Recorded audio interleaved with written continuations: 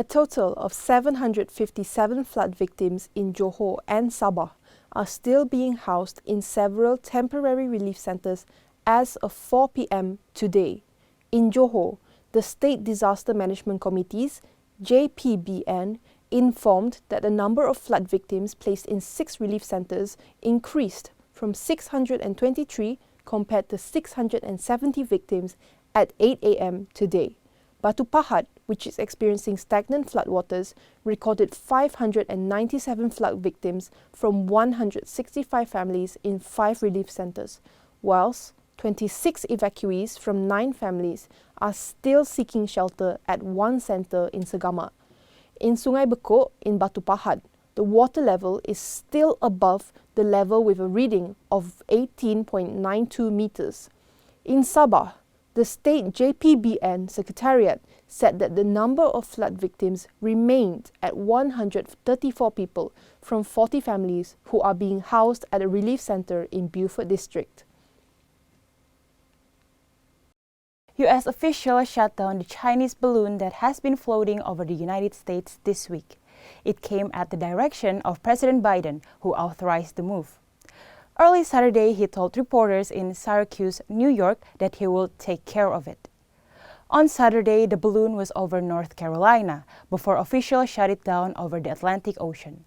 It is reportedly the size of 3 school buses and also contained cargo, CNN reported. Biden told reporters Saturday he authorized the Department of Defense to shut it down on Wednesday, but there was concern that doing so overland could negatively impact civilians. Chinese officials said the balloon was actually a civilian weather observatory, but U.S. authorities refuted that claim. A dangerous combination of record-setting cold temperatures and powerful winds buffeted the Northeast Asian United States on Saturday, creating life-threatening conditions and causing the death of an infant in Massachusetts. New Hampshire's Mount Washington overnight recorded a wind chill, a measure of how the combined effect of air and wind feels to the skin, of minus 108 degrees Fahrenheit, which appears to be the lowest ever in the United States. The air temperature at the peak reached minus 47 degrees with winds gushing near 100 miles per hour, 160 kilometers per hour. According to the Mount Washington Observatory, the high wind beat down onto a car in Southwick, Massachusetts, the Hampton District Attorney said in a statement, crushing the vehicle and killing an infant passenger. The driver was transported to a hospital with serious injuries.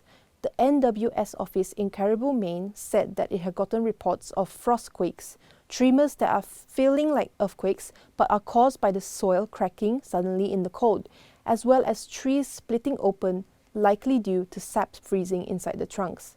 Several cities took emergency measures to aid residents, including opening warming centres and conducting outreach to ensure homeless people were sheltered from the brutal cold. A fury crater in a western Pennsylvania town has predicted 6 more weeks of winter during an annual Groundhog Day celebration.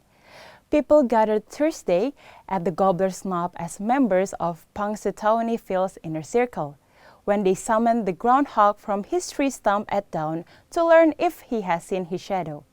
And they say he did.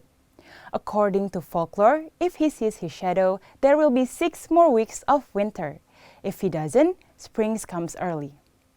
The Inner Circle is a group of local dignitaries who are responsible for planning the events as well as feeding and caring for Phil himself.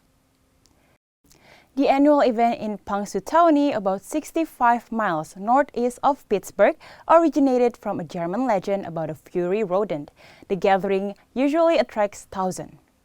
The National Oceanic and Atmospheric Administration compared Punxsutawney Phil's forecast to the national weather the last 10 years and found on average Phil has gotten it right 40% of the time. This year, Phil prediction came during a week when a mass of ice, sleet, and snow has lingered across much of the southern U.S. I'm Amina Kulasikbong Aimin. I'm Aulia Tanisha Rahel Maurizal, and you are watching us at UUM Today. Thank you.